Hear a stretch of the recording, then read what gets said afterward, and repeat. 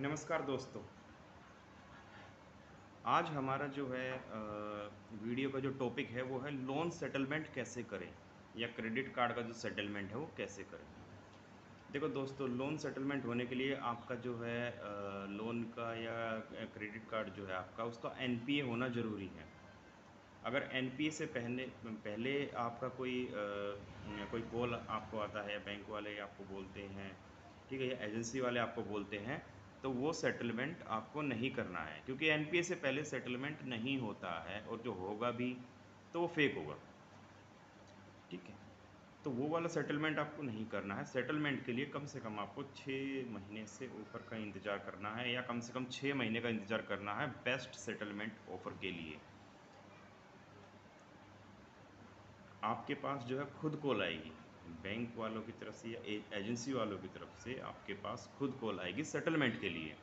ठीक है, तो सेटलमेंट जो के लिए आपको जो है खुद से आगे नहीं जाना है, बैंक वाले ही आएंगे आपके पास। अगर आप खुद से आगे जाओगे तो उतना अच्छा जो है सेटलमेंट आपको नहीं मिलेगा जितना कि आप उम्मीद करते हो। बैंक अगर आप बोलोगे तो वो तो बोलेंगे भाई 50% या 60% पे सेटलमेंट कर लेंगे, लेकिन हमें नहीं करना ना भाई। 50 सिविल तो खराब हो ही रहा है, सिविल तो खराब हो ही गया ना आपका। हाँ, आपके पास पैसे हैं तो बात अलग है। देखो, पैसे हैं तो 50 60 क्या, फिर 80 में भी हो जाए, या फिर पूरे ही दे दो फिर सेटल क्या करना है, फिर तो पूरे ही देने में फ़ायदा है, सिविल तो बचेगा कम से कम।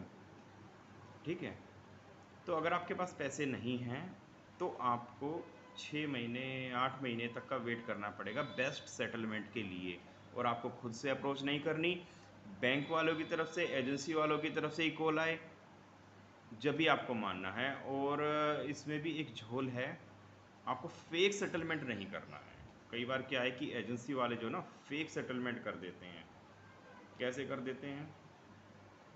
वो आपके पास कॉल करेंगे, सर हम जो है 15% में कर देंगे, आप इतने पैसे भेज दो, ये इतने पैसे जो है हमें कर दो। बिल्कुल नहीं करना है, या कंपनी को भी नहीं करना है जब तक आपके पास सेटलमेंट लेटर नहीं इशू हो जाए आपके पास, या मेल पे आपके पास नहीं आ जाए।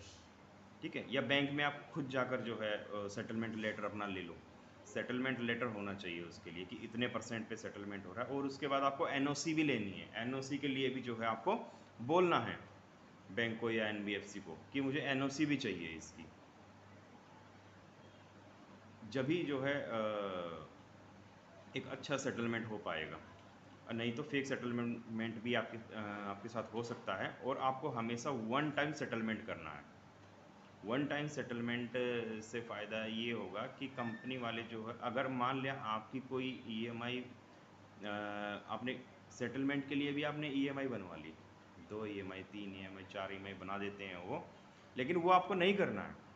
आपको वन टाइम सेटलमेंट करना है। भाई मैं तो एक बार में ही दे दूंगा जो सारे पैसे देने हैं। अगर आपकी एक भी ईएमआई मिस हो गई ना तो सारा सेटलमेंट जो आपका एग्रीमेंट है वो कैंसिल हो जाएगा। तो सेटलमेंट के कोई मायने नहीं रह जाएंगे, फिर दोबारा सेटलमेंट होगा वो।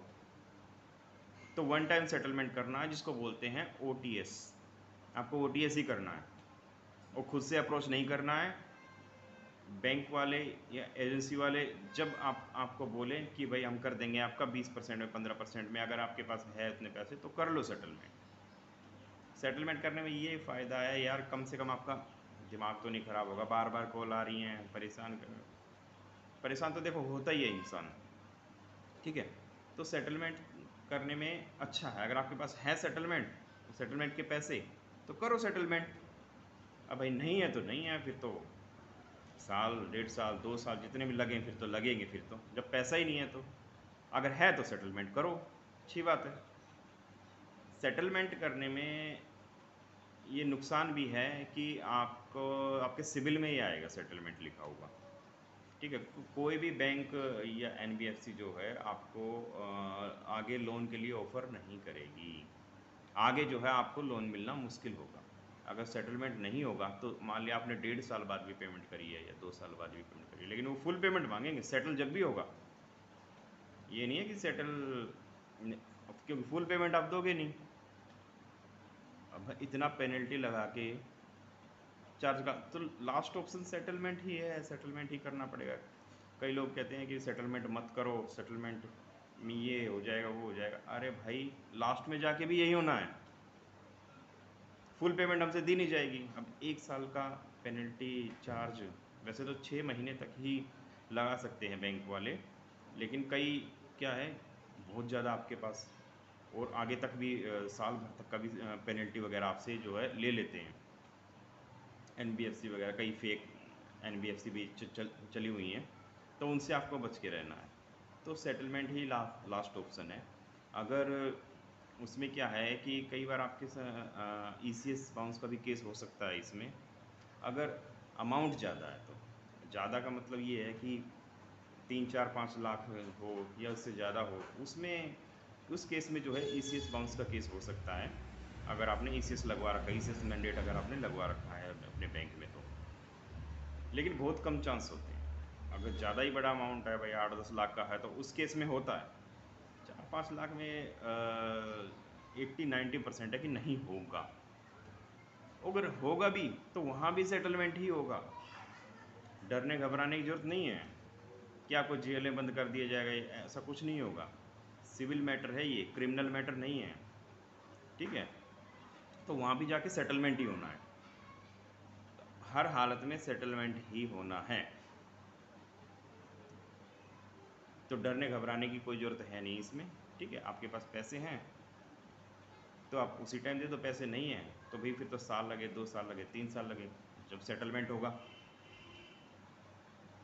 तो अच्छा और बेस्ट सेटलमेंट पाने के लिए और क्या क्या ट्रिक आपको आजमानी है, ठीक है, वो सारी मैं अपनी वीडियो में आपको बताता रहूँगा। लगातार मैं वीडियो डालता रहूँगा। डालनी तो मैंने देखो अभी शुरू की है वीडियो, क्योंकि कई केस मेरे सामने ऐसे है कि लोग बहुत ज़्यादा डिप्रेशन में चले गए हैं इससे।